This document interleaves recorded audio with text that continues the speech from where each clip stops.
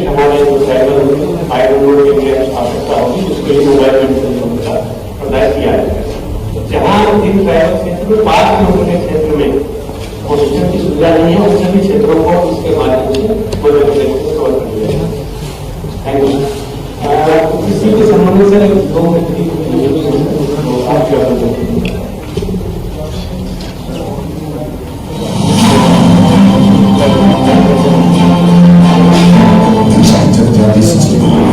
आपकी जनजातीय उद्देश्य से माननीय प्रधानमंत्री श्री नरेंद्र मोदी जी ने पीएम जनधन योजना आरंभ की।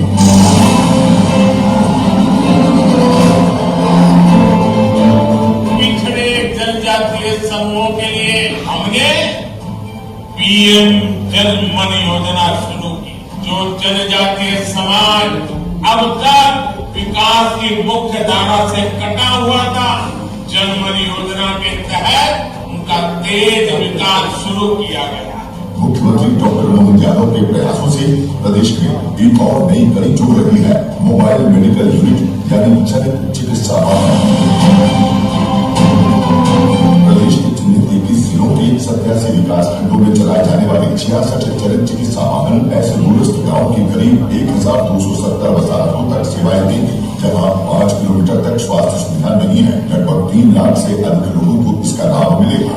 प्रत्येक वाहन में doctor, nurse, physiotherapist, lab technician सहित 6 सेवा प्रदाताओं की टीम रहेगी। साथ ही सिकल सेल, एनीमिया, टीबी, खून आदि 14 तरह की जांच एवं 65 तरह की दवाइयां, 29 तरह की सामग्री निःशुल्क रहेगी। हर गाँव के 24 दिन रोज 2 गाँव का भ्रमण करने वाले इन चिकित्सा वाहनों की निगरानी जीपीएस द्वारा की जाएगी। बेहतर स्वास्थ्य सेवाएं पहुंचाने के लिए इन चलित चिकित्सा वाहनों का आज माननीय मुख्यमंत्री डॉक्टर मोहन यादव के शुभ कर कमलों से लोकार्पण किया जा रहा है।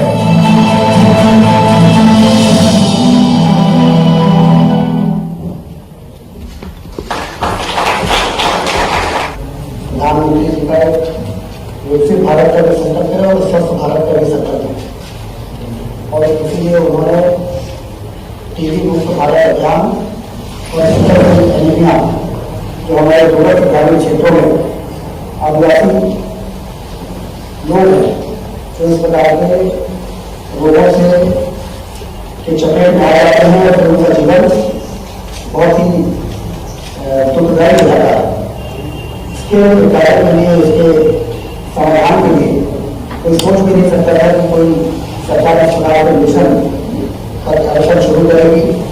टीबी जैसे हर प्रदेश में जिलों का चिन्हांकन करेगी, उनका आइडेंटिफिकेशन करेगी। पीएम जनधन योजना के अंतर्गत मोबाइल मेडिकल यूनिट के शुभारंभ के अवसर पर माननीय मुख्यमंत्री श्रीमान राजेंद्र शुक्ला जी, माननीय मंत्री नरेंद्र पटेल जी, टीएस मेडिकल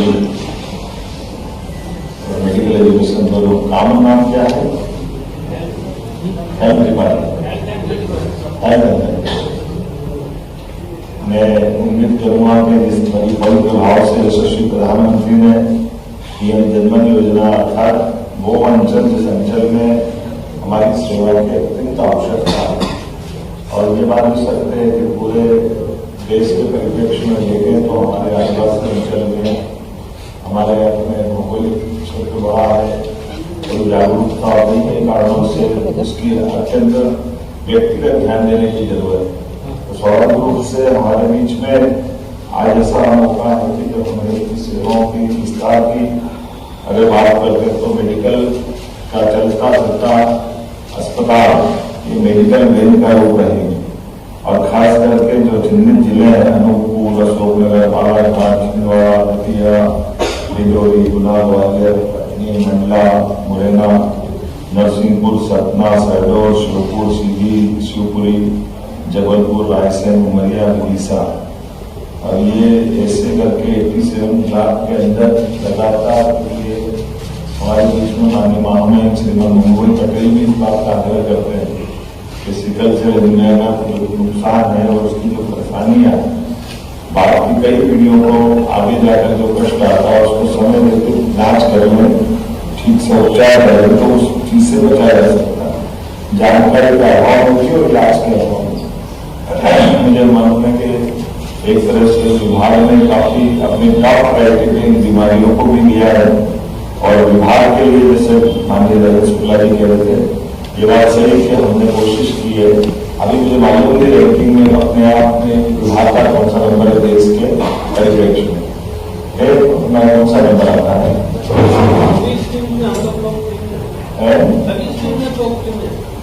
स्कीम में है या मंत्रालय के लेवल पर पूरे देश के डिपार्टमेंट को लाभ?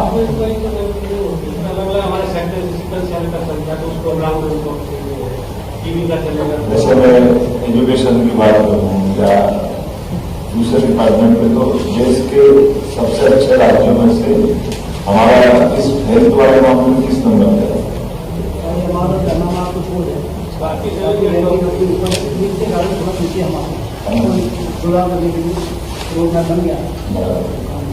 तो एक तरफ ये प्लान करते हैं। दूसरा, अभी हमारी मेडिकल एजुकेशन की श्रेणी में पिछले 5 साल 10 साल 20 साल में हमने को बीट किया, हम कहाँ से आगे बढ़ रहे हैं मेडिकल कॉलेज खोलने की दृष्टि से। और तीसरा ये आयुष डिपार्टमेंट के अंदर ये भी आप ही देते हैं क्या बीएमएस आयुष वो कौन देखता है?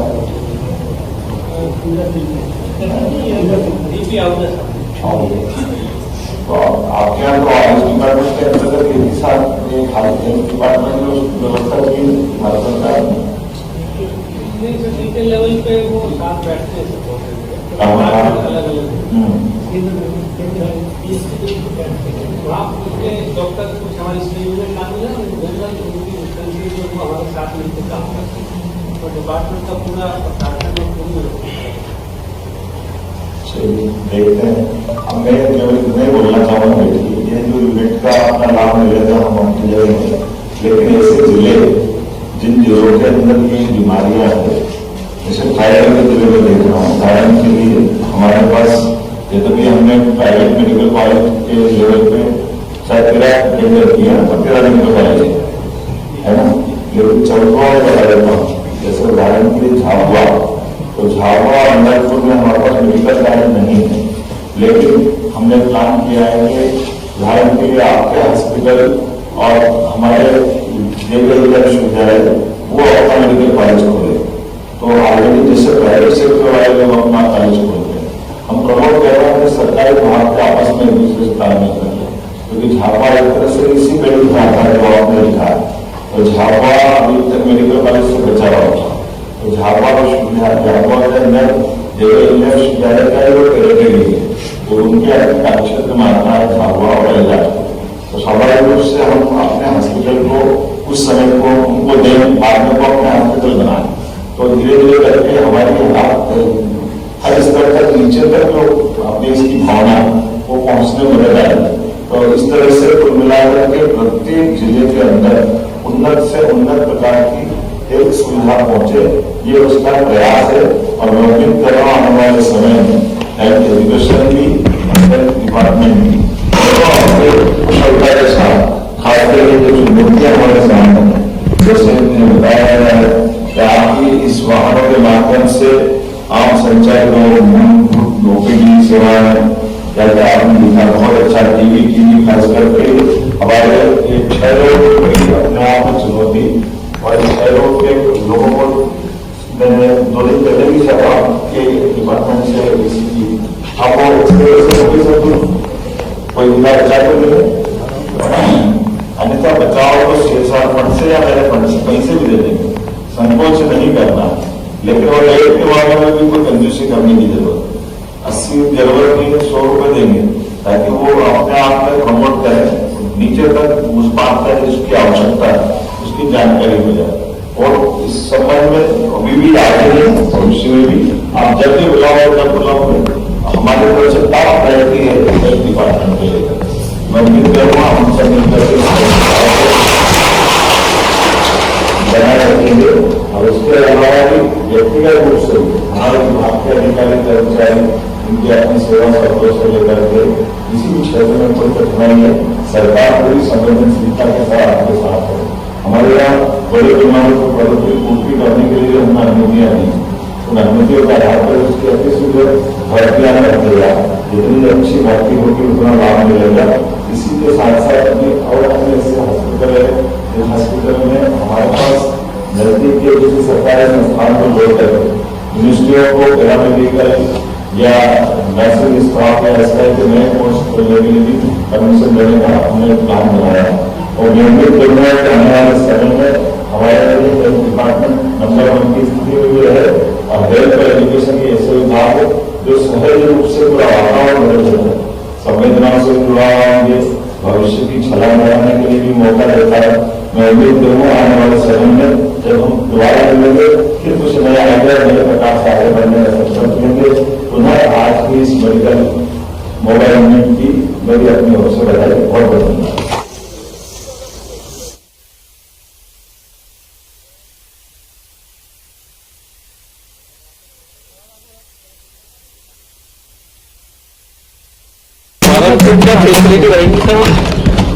मैं यशस्वी प्रधानमंत्री श्रीमान नरेंद्र मोदी जी का आभार भी मानता हूँ, जिन्होंने खास करके हमारे अपनी पिछड़ी जनजातियां बेगा, सहरिया, भारिया और समूचे आदिवासी अंचल के लिए 87 ब्लॉक में 66 मोबाइल मेडिकल वैन देने का हमारे एक तरह से सौगात दी है। और मैं हमारे उप मुख्यमंत्री श्रीमान राजेंद्र शुक्ला जी, हमारे चिकित्सा स्वास्थ्य और चिकित्सा राज्य मंत्री श्रीमान नरेंद्र शिवाजी पटेल जी को भी बधाई दूंगा, जिनकी मौजूदगी में हमने आज मेडिकल मोबाइल वैन को यूनिट को रवाना किया है। ये लोगों के जीवन बदलने के लिए खास करके टीबी, सिकल सेल एनीमिया से लगा करके सामान्य बीमारियों के लिए भी घर पहुंच सेवा के रूप में काम करेगी, जिसमें हर मेडिकल वैन में डॉक्टर, उनके बाकी 4 सहायक, सभी प्रकार की दवाइयां, सभी प्रकार की जांच करने की सुविधाएं। इससे व्यक्ति के जीवन में जो कष्ट आ रहा है उस कष्ट का निवारण भी होगा और कई दुर्लभ ऐसी बीमारियां, असाध्य बीमारियां जिनके लिए हमारी चिकित्सा की व्यवस्था घर पहुंच करने के कारण से हमारे को इस बीमारियों को कंट्रोल करने में मदद मिलेगी। मैं एक तरह से ये मान के चलता हूं कि ये जीवन अमृत है। लोगों के बीच में जाकर के उनकी कठिनाइयों को समझ करके अगर हम उपचार कराते हैं तो संजीवनी घर जाने के बराबर है। माननीय मोदी जी जब भी करते बहुत बेहतर करते और मध्य प्रदेश सरकार के नाते से मुझे इस बात का संतोष है कि हमारे सभी ब्लॉक में ये वैन अपने आप में नीचे जाकर के सेवा का काम भी करेगी और बेहतर तरीके से इसकी मॉनिटरिंग करने की व्यवस्था भी की गई है। ये कुल मिलाकर के बहुत अच्छी योजना है। मेरी अपनी ओर से सबको बधाई। अभी 21 जिलों से इसकी शुरुआत हुई, आगे इसकी संख्या भी बढ़ाई जाएगी। हाँ, क्यों नहीं। जिस प्रकार से योजना बनी है, अभी तो ये 87 ब्लॉक को लेकर के प्लान बना है। 21 जिले, इसमें 21 जिले हैं, वो करीब करीब पूरे हो रहे हैं और खास करके ट्राइबल के बेल्ट के लिए जिसकी ज्यादा जरूरत है और उसमें भी अति पिछड़ी जनजातियों का भी बेल्ट इसमें लिखा है। तो मैं मान के चलता हूँ कि ये काफी सुविचारित प्रकार से योजना बनाई गई, उसका लाभ मिलेगा।